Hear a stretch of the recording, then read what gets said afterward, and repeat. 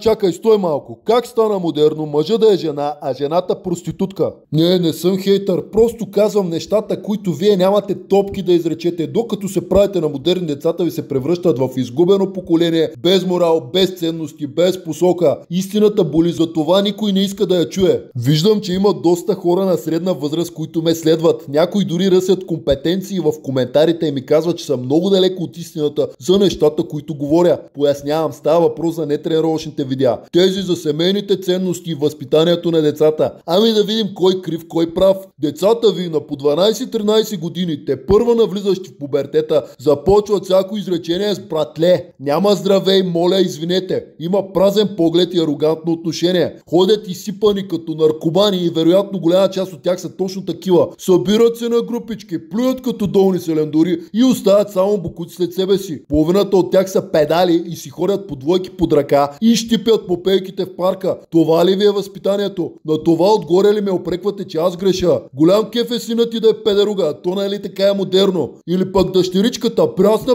на 13-14, а вече твърдо целеустремена да бъде проститутка. Малките пикли се разкарват разголени, намазани с грим, тато си джуки и жадно прехапват устни, като мине чичо ти пешо с AMG-то. Байхой, дъщеря ти още няма лична карта, а вече няма с какво да бъде впечатлена от живота. Защо поощрявате дъщеричките си да се чукат с ваши набори? Синът ти, мъжката ти гордост, продължението на рода ти, се дупи в градинките, обмисля перманентно да се усъкати в илюзията, че е жена в мъжко тяло. Ама то детето какво да стане? Нали баща му е педал, а майка му курва? Той израства в такава среда и за него това е нормално. Как стана модерно да си гей и да го внушаваш на децата си? Не си съсипвате децата, те вече са съсипани. Битката е изгубена. Малките са безмозъчни зомбита, възпитани от TikTok и всички педалски НПО-та. Докато се биете в гърдите колко сте модерни и купувате поредния iPhone и скъпи маратонки на детето, то вече тича с бясна скорост, натам откъдето връщане назад няма.